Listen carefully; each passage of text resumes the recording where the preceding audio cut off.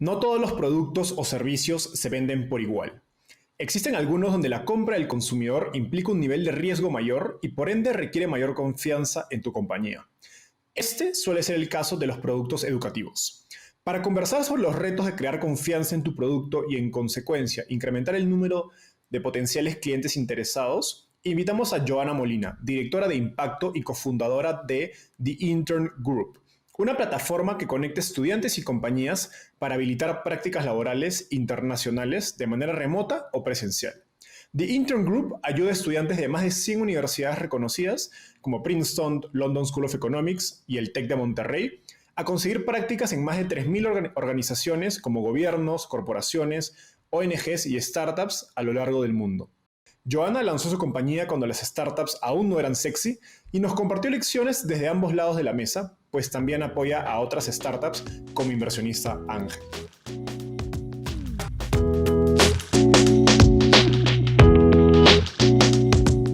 Hola Joana, ¿qué tal? Bienvenida al podcast de Startupeable. Hola Enzo, ¿cómo estás? Feliz de estar acá. Muy bien, gracias a ti. Más bien, empecemos por la pregunta que siempre le hago a mis invitados: ¿cómo llegaste al fascinante mundo de las startups? Bueno, pues mira Enzo, y para los oyentes, desde niña yo siento que se desarrolló en mí como ese espíritu emprendedor, curioso, de reinventarme como constantemente, quizás por influencia de mi padre. Él fue empleado, pero también tuvo como muchos proyectos de emprendimiento, ninguno de ellos exitoso, pero todo eso influyó en mí. El momento crucial, creo yo, se dio en la universidad. Yo inicié estudiando comunicación social a los 16 años, salí muy joven del colegio y a esa edad todo me gustaba, así es que decidí estudiar comunicación social, pero pues luego cambié de carrera, me pasé después de 2 años para finanzas y esa fue la carrera como que más me emocionó en su momento. Luego trabajé en la bolsa, en mi trabajo digamos soñado como corredora de bolsa. Y 3 años después, con una carrera como bastante exitosa, digamos, le estaba cumpliendo metas, estaba trabajando con muchísima pasión y muy, muy duro en el banco, nuevamente decidí como reinventarme y renuncié a mi trabajo para irme a estudiar inglés a Londres. Y esa fue una experiencia que cambió todo en mi vida, o sea, me abrió completamente el mundo. Allí apliqué para trabajar, además de estudiar, que era como mi misión principal, apliqué para trabajar en un café. Este café se llama Pret y está en todas partes. De hecho, solamente en la parte central de Londres creo que hay más de 300 tiendas. Y adivina Enzo dónde me pusieron a mí: en la tienda del edificio de la Bolsa de Valores de Londres. Así es que yo dije, Dios mío, esto es una señal del cielo, voy a terminar trabajando en la Bolsa de Londres, pero no fue así. Esa experiencia me sirvió para entender que no existían oportunidades para hacer prácticas en el exterior, pues más que todo eran basadas como en contactos personales. Y esta historia se combina con la de uno de mis cofundadores, David Lloyd, que sí tuvo la oportunidad de hacer una práctica en Argentina. Él es inglés y esto le sirvió para conseguir un empleo extraordinario, pues además de sus capacidades, pero le sirvió como para diferenciarse y conseguir un empleo increíble en Londres. Ese fue como el light bulb de Intern Group, que nos llevó a conectar el talento con las oportunidades. Genial, no, he escuchado esa historia de ambos lados de ustedes y me parece genial cómo la combinaron para empezar The Intern Group. Así que ahora entremos justo a eso. Cuéntanos brevemente qué es The Intern Group y si nos puedes dar algunos números para entender su magnitud, sería genial. Claro que sí, mira, The Intern Group es una empresa con un altísimo impacto social. Nosotros tenemos un propósito y es inspirar y motivar a que la gente se salga de su zona de confort para que realice su potencial. Y creemos que el talento está en todas partes, pero las oportunidades no, como lo mencionaba ahora. Nosotros nos levantamos todos los días para cerrar esa brecha que hay entre el talento y las oportunidades. La forma como expresamos nuestro propósito es mediante prácticas profesionales que hasta el año pasado eran presenciales y a partir del año pasado son remotas también. Tenemos más de 3.000, para darte datos, 3.000 empresas aliadas alrededor del mundo.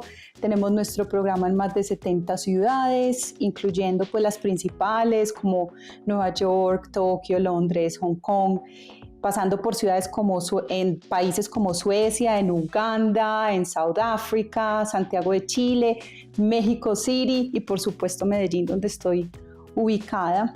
Y también, bueno, dentro de las empresas también está el banco en el que trabajé antes de ser emprendedora, así es que ahora es mi cliente. Hemos ayudado a aumentarle la empleabilidad a más de 13.000 personas. La mayoría son jóvenes que están buscando oportunidades como su primer empleo. Y el año pasado, digamos que la pandemia casi nos mata, pero nos fortaleció al final. Nos aceleró como un proceso que veníamos pensando sobre lanzar el programa virtual, pero que sentíamos que las empresas no estaban todavía listas. Y de esa manera pues pudimos tener en el último año más de 2.000 jóvenes haciendo prácticas 100% remotas y virtuales en más de 120 países. En cuanto a nuestras universidades, que son grandes partners nuestros, trabajamos con más de 120 universidades, las mejores del mundo, y ellas son quienes nos recomiendan a sus estudiantes, los patrocinan y que nos validan de cierta manera el programa y como parte del currículum de los estudiantes les dan crédito. Genial. Justo de uno de los puntos que dijiste vamos a hablar más adelante, pero ahora me gustaría entender cómo empezaron. En una entrevista anterior, David, tu cofundador, contaba que su MVP o su producto mínimo viable fue bastante de bajo costo, con una página de Facebook, una cuenta de Gmail genérica y una de PayPal para recibir pagos, y creo que poco más que eso. ¿Cómo fue el proceso de construir el MVP de The Intern Group y cómo consiguieron sus primeros clientes? Ay, no, me encanta esta pregunta porque cuando cuento esta parte de la historia yo me siento como súper vieja, porque cuando empezamos la empresa pues ni siquiera existía Instagram y la mayoría de las redes sociales que tenemos hoy. Nosotros lanzamos con un video de YouTube, una página de Facebook y una cuenta en Twitter. Ya está. Bueno, y PayPal, como dice David. Este MVP requirió de cierta manera vender lo que no teníamos, porque me reuní con el Comité Olímpico Nacional o FIFA, esto es en el año 2011, y le vendí la idea. Les dije, bueno, acá tenemos un evento internacional, están reclutando voluntarios, permítanme que les traigamos voluntarios extranjeros. Me dijeron, sí, listo, traiga 10. Y yo salí súper asustada y dije, David, por Dios, tenemos que traer 10 personas como sea. Si ustedes incluso buscan en YouTube, Volunteer Medellín U20 World Cup 2011, el primer video es el mío y esa fue nuestra primera campaña de marketing. Un video pues casero, donde yo estoy presentando, invitando a la gente a que aplique, a que crean en nosotros, donde no teníamos ni una página web. Y bueno, de tanto hustling que hicimos para ese MVP, incluso logramos, gracias a un amigo, Andrés, que J Balvin tuiteara sobre nuestro programa. Recibimos más de, bueno, en esa época, hace 10 años, J Balvin no era lo que es hoy, pero igual fue súper gigante para nosotros. Recibimos más de 100 aplicaciones y al final cumplimos con esos 10 extranjeros. Y fuimos los únicos que trajimos personas del exterior, así es que salimos en prensa, fue mucho free press lo que nos trajo el programa, piloteamos, recogimos todo el feedback y estábamos ya listos para escalarlo. Aplicamos a Startup Chile, lanzamos Global y bueno, pues, ¿qué nos costó esto? Muy poco, pues lo que te acabo de contar. Eso sí, muchísimo tiempo, mucha dedicación, nos dedicamos full time desde el inicio, los 3 cofundadores a la empresa, por meses, no tuvimos salario, yo creo que por 2 años, pero que se puede, se puede. Y de hecho estamos muy felices porque hace poco hicieron un caso para la clase de emprendimiento de MIT con nuestra empresa y con nuestra historia como de bootstrapping. Y para cerrar un poquito como la pregunta, volviendo al tema de mi amigo y J Balvin, algo fundamental en este MVP es que recibimos mucha ayuda desinteresada de la gente. Hay muchas personas que nos presentaron a otros o nos recomendaron o que creyeron en nosotros, así es que de cierta manera o no de cierta manera uno siempre crece con la ayuda de otros y este es un círculo como virtuoso del cual yo siempre estaré muy agradecida y que me dedico como a multiplicar. Totalmente de acuerdo. Y creo que algo interesante de su compañía y lo que me gustaría profundizar es que a ustedes les ha tocado de cierta manera crear el mercado. Si bien creo que la gran mayoría está de acuerdo con que una práctica internacional es una gran propuesta de valor y una gran oportunidad de desarrollo personal, no todo el mundo lo hace porque creo que existen varias fricciones que limitan que más gente se anime a hacer. Entonces, cuéntanos cuáles han sido esas principales fricciones que identificaron y cómo han priorizado su desarrollo de producto para resolverlas, sabiendo que a la medida que vas resolviendo esas fricciones, de algún modo estás aumentando tu tamaño potencial de mercado. Por supuesto que sí. Y bueno, lo primero que quiero decirte, Enzo, y a la audiencia es que las prácticas no son obligatorias en el mundo como sí lo son en Colombia, en otros países, sobre todo América Latina.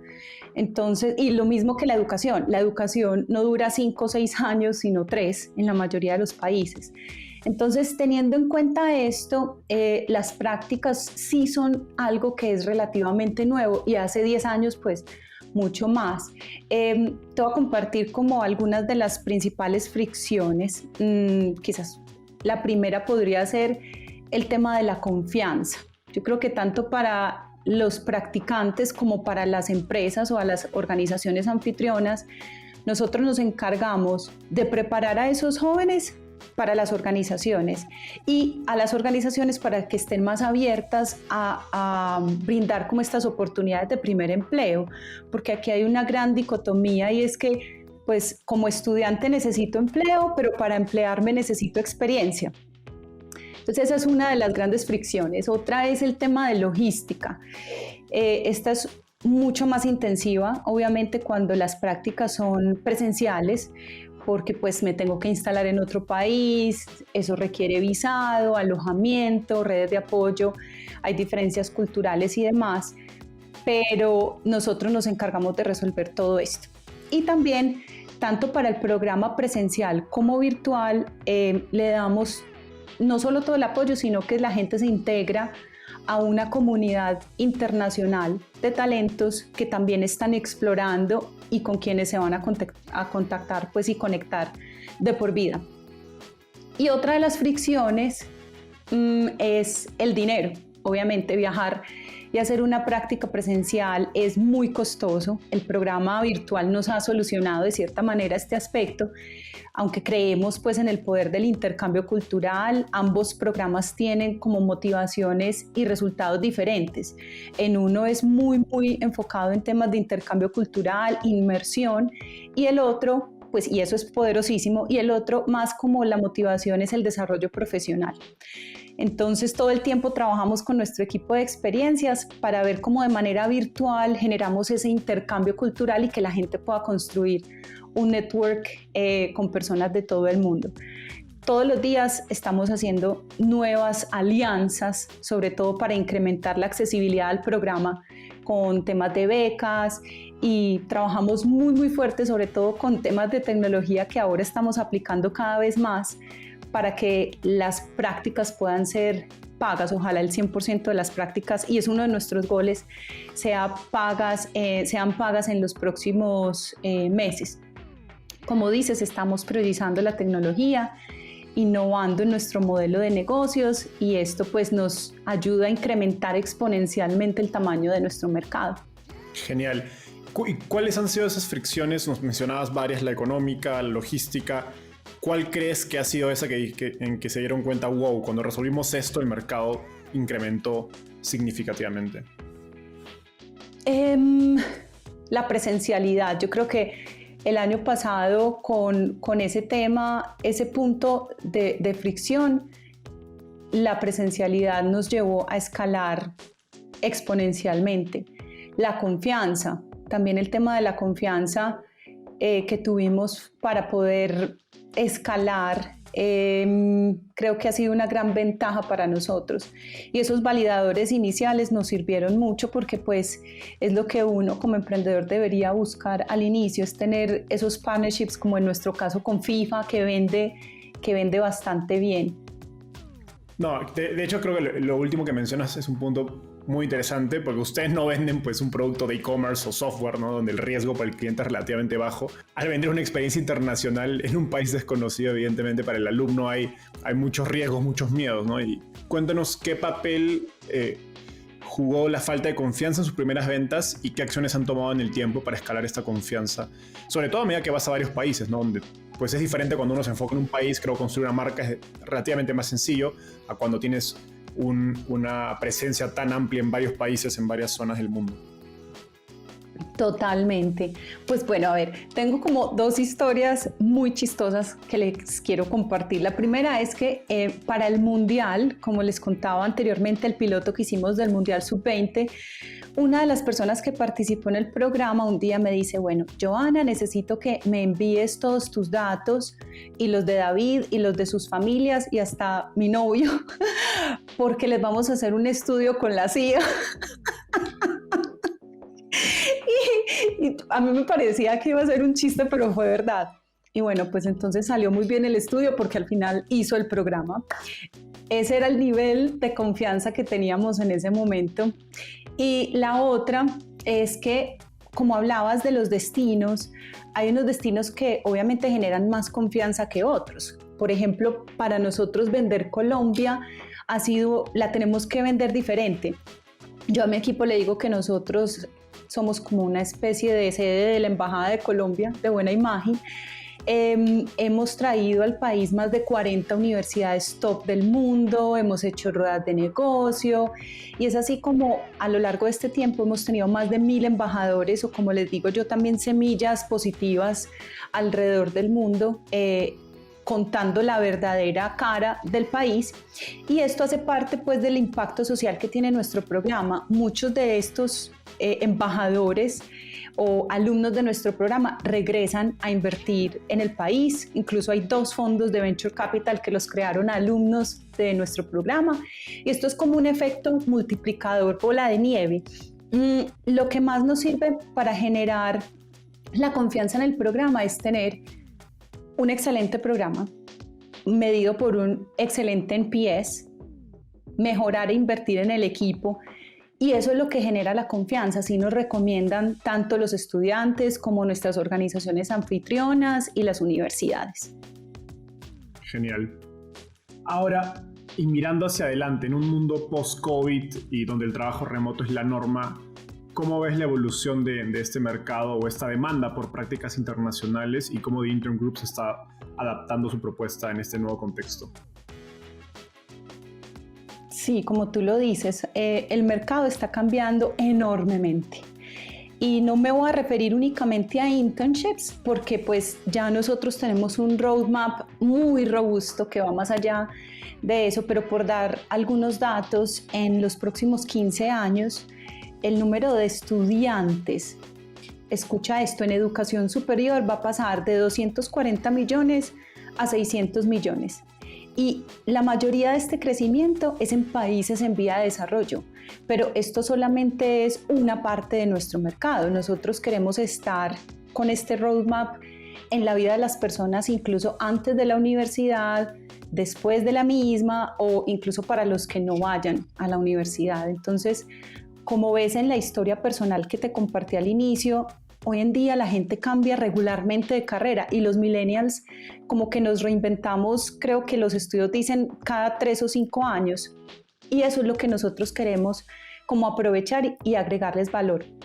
Nosotros somos una EdTech, y yo sé que tú has tenido muchos emprendedores EdTech en tu programa. De cierta manera podríamos decir que estamos de moda, pero es porque es uno de los grandes problemas del mundo, el acceso a la educación.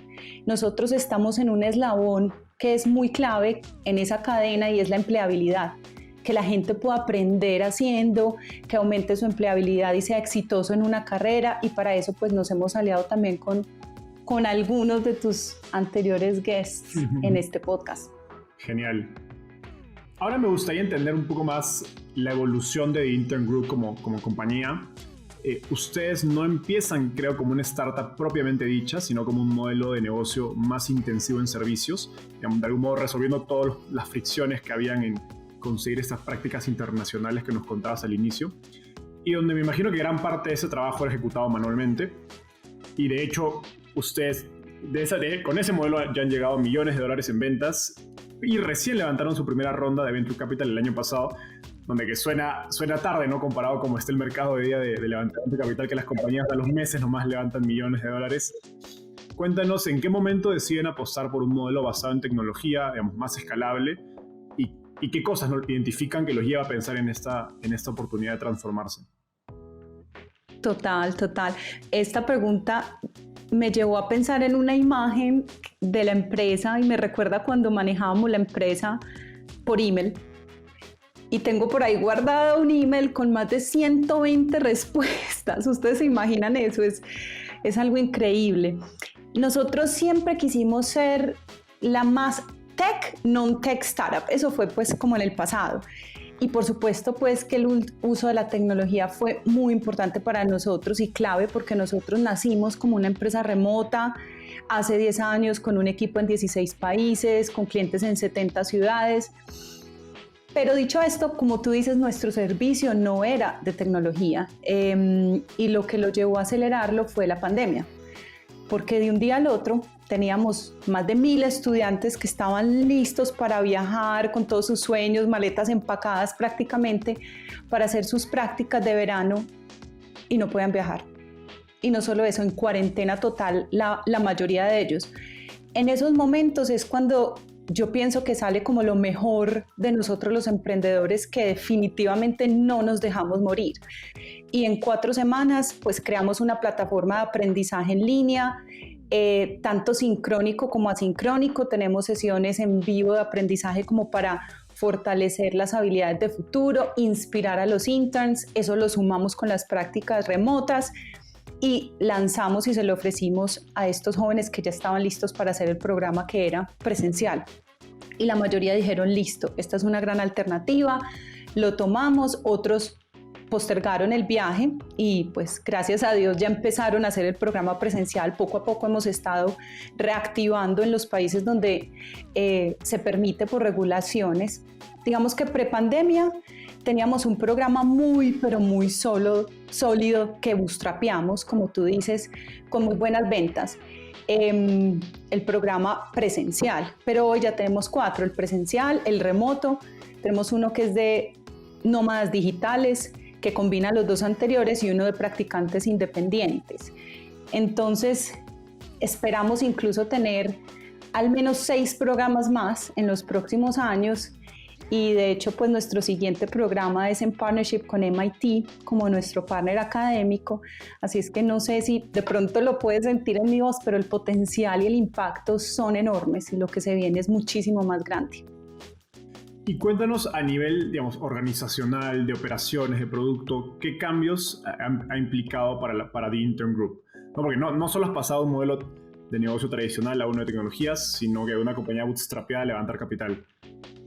Sí, total.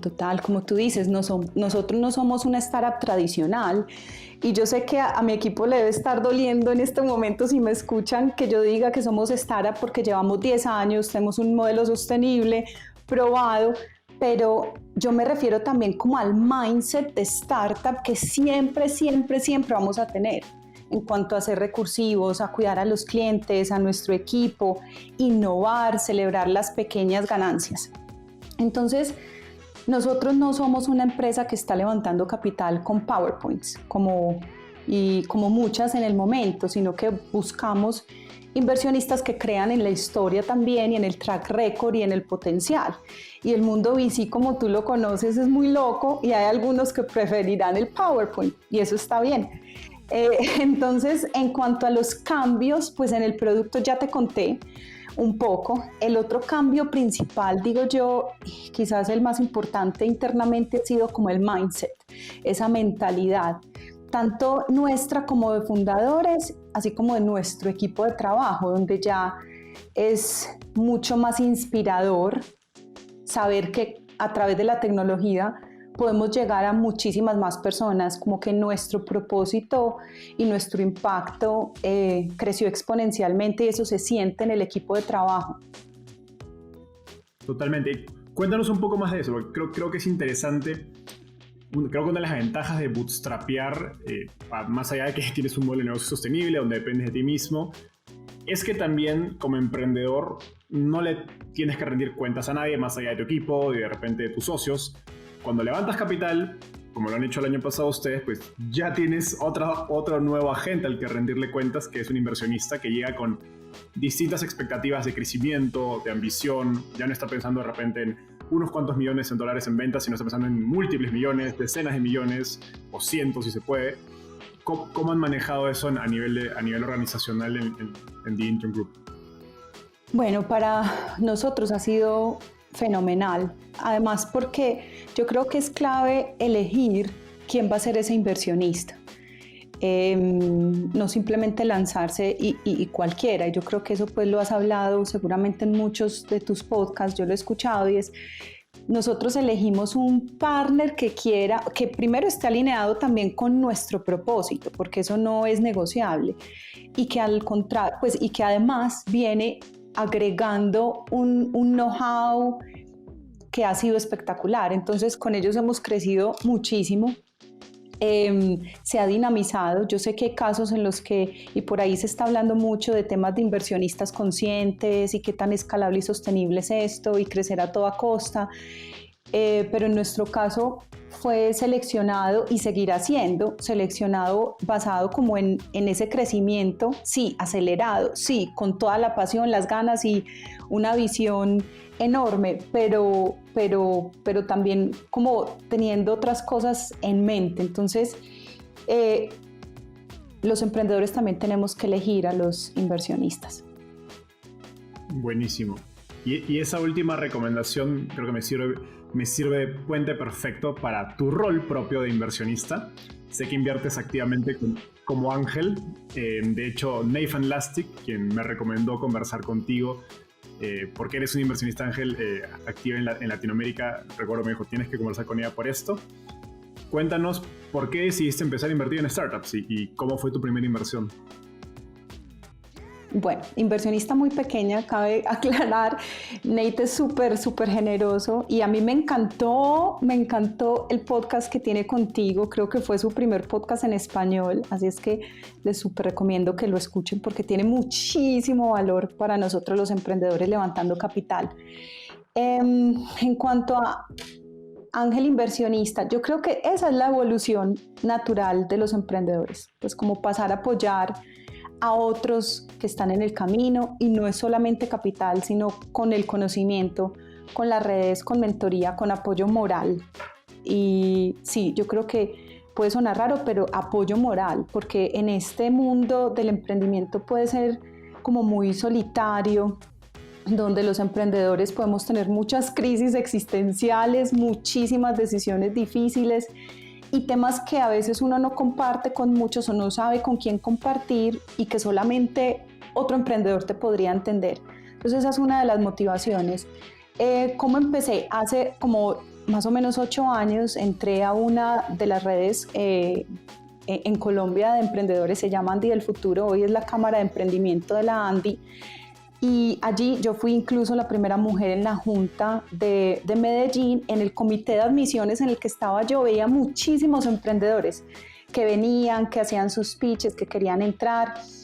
Y fue así como desde ADF creamos como un mini vehículo, bueno, no mini, un vehículo pequeño de inversión, se llama Invictum Capital y está pues cerrado hace muchos años. Esa fue como mi primera inversión y experiencia en el mundo de los VC desde el otro lado, con amigos emprendedores. Así empezaron también a llegar otras oportunidades, porque esto es mucho como de voz a voz y nos empezamos a conocer.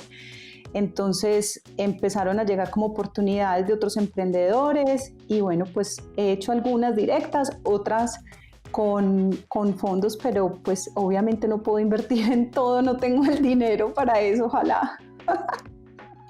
¿Y qué beneficios te ha traído ser emprendedora en tu papel como inversionista ángel? Muchísimos beneficios. Empatía, compasión, experiencia. Porque mira, en muchos casos yo ya pasé por las situaciones que están viviendo los emprendedores, en otros no, pero conozco quién pasó por ellos, así es que juntos aprendemos. Yo amo este tema porque me mantiene como constantemente retada, inspira mi curiosidad, que era lo que les hablaba incluso desde la niñez, me invita a aprender de otros temas diferentes, a relacionarme con otras personas. Y si a eso le agrego además mi rol, no solo como emprendedora, sino como mujer, como madre, como latinoamericana, pues eso me hace valorar mucho más a otros startups y sobre todo startups femeninos, pues donde o que mejoran la calidad de vida de las mujeres. Hay estadísticas pues que están probadas que las mujeres ángeles o las mujeres inversionistas tienden a estar más abiertas a invertir en emprendimientos de mujeres. Entonces, sí, eso es uno de los beneficios que me ha traído, pero son millones. Ahora te voy a hacer la pregunta al revés. Cada vez más emprendedores en Latinoamérica se animan a invertir como ángeles. ¿Qué cosas has aprendido como inversionista? Nos mencionas ya hace algunos años que te han ayudado en tu rol como emprendedora, ¿no? Al momento de gestionar, ejecutar en The Intern Group. No, total. Me encanta esa pregunta al revés. A mí me emociona muchísimo ver que cada vez hayan más emprendedores invirtiendo en startups. Es que imagínense qué es lo que va a ser de Latinoamérica, digamos, en unos 10 años, cuando tengamos como más referentes unicornios en la región, donde este talento que se está desarrollando cada vez más rápido se desarrolle aún más, donde todos estos desarrolladores y equipo de trabajo que está participando en la construcción de estas grandes empresas se lancen a crear las propias, ayudar a crecer a otros, invirtiendo, emprendiendo. Mejor dicho, esto va a ser la locura. O sea, yo veo un futuro enorme.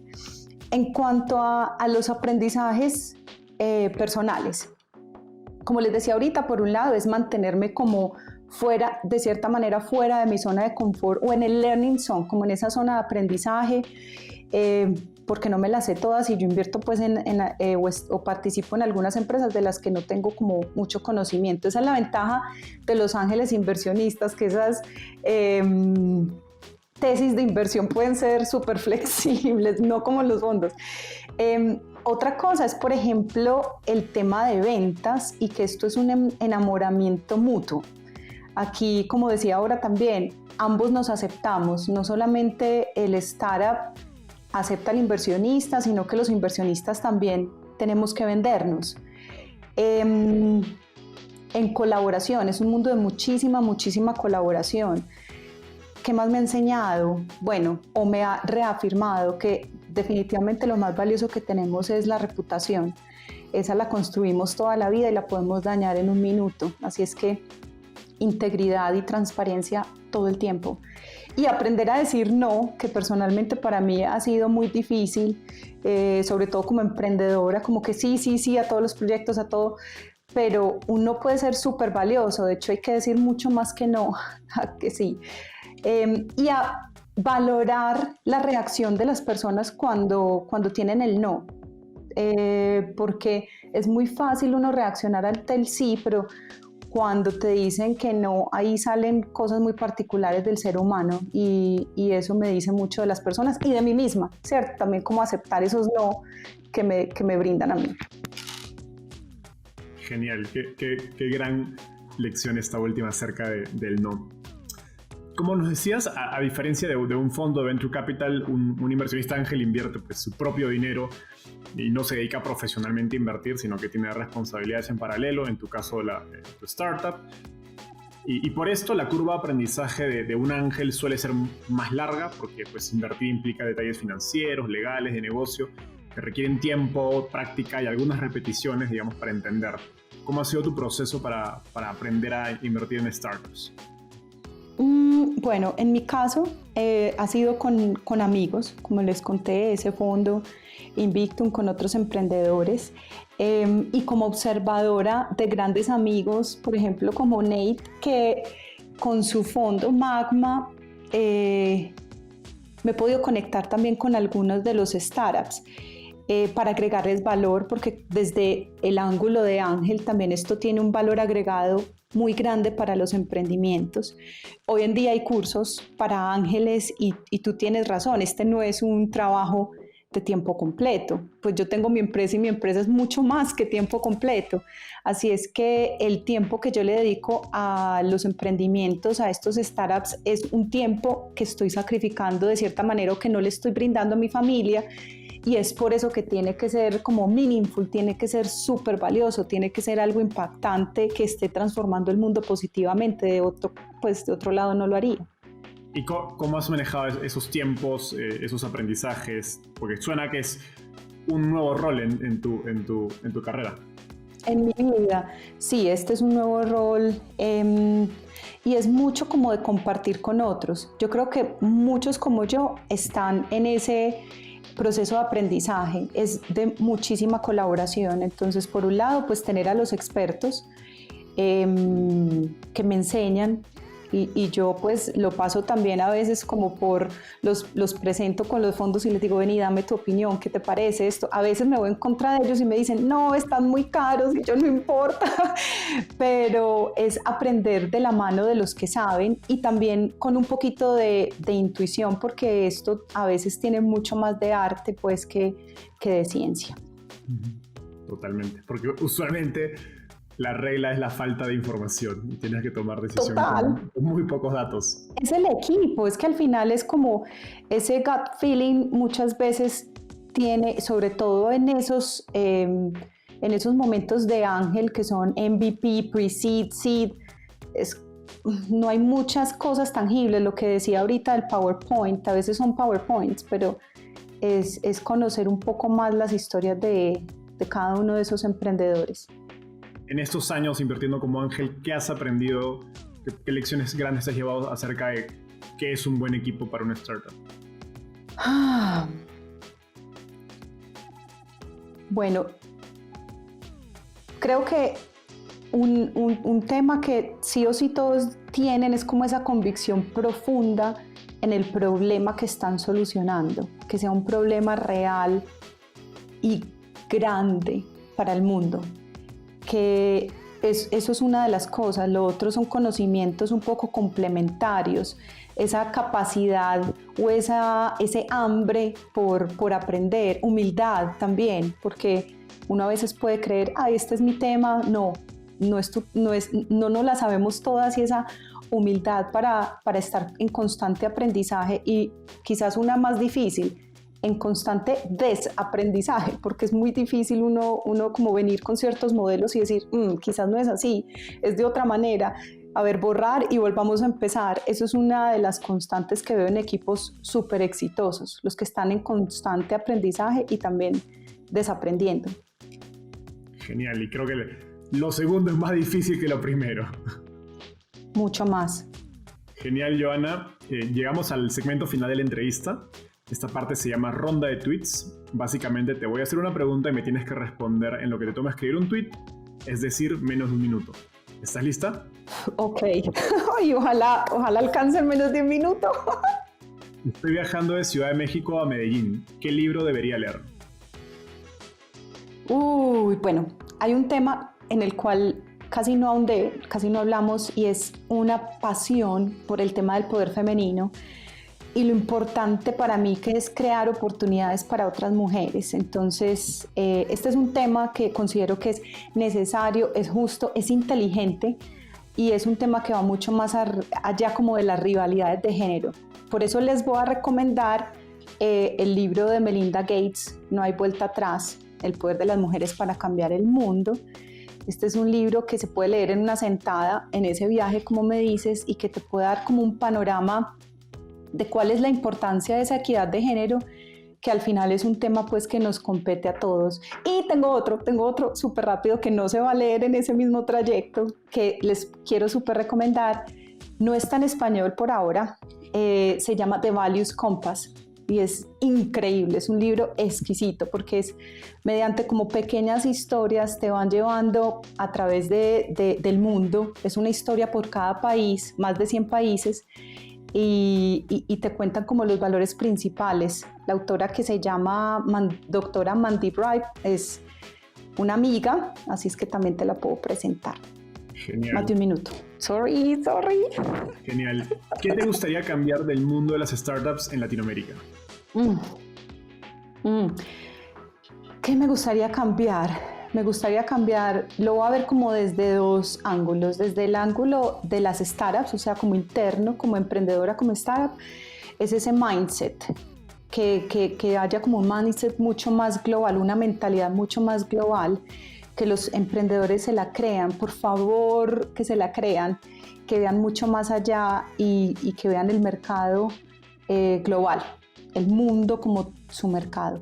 Y la otra es externa y es respecto al tema VC y como de las valoraciones, sobre todo de los emprendedores latinoamericanos, que aunque parece que estuviéramos de moda, pues la forma en la que nos miden es muy diferente a otros que se llaman los élite, no élite. Yo creo que por ahí tienes un podcast también al respecto. Quisiera que se midieran los startups por el equipo, por el potencial, por la atracción, no tanto por los títulos universitarios, pero bueno, tú ya hablaste un poquito más de eso con Nate, así que les vuelvo a recomendar ese podcast. No podría estar más de acuerdo. Finalmente, ¿quién es un emprendedor o emprendedora en Latinoamérica al que crees que debería entrevistar y por qué? No, Dios mío, bueno, una emprendedora y un emprendedor. Una emprendedora es Cristina Muñoz, ella es la CEO y cofundadora de Proyecto Moms. Esta es una plataforma espectacular que conecta a las mujeres y madres profesionales con empleos que pueden ser full-time, part-time, freelance. Bueno, es hermosísimo, muchísimo impacto ahí. Y uno hombre es Samuel Urquijo, él es el cofundador y CEO de Kiwi, que es una plataforma de plataformas, le digo yo, es una plataforma de ventas omnicanal y se basa en la empatía y están sacándola del estadio en este momento. El equipo es increíble además. Genial, muy buenas recomendaciones. Joana, un gustazo tenerte aquí. Gracias por darte el tiempo. Pueden seguir a Joana en LinkedIn, en las redes de The Intern Group y de hecho tienen un podcast llamado How to Be the Difference que está muy bueno y creo que pueden encontrar muchas historias inspiradoras ahí. Ahí estuviste tú como mi invitado en inglés. Gracias. Ahí pueden ir a escucharlo. Gracias, Joana. Nos vemos. Bye. Gracias, Enzo, que estés bien.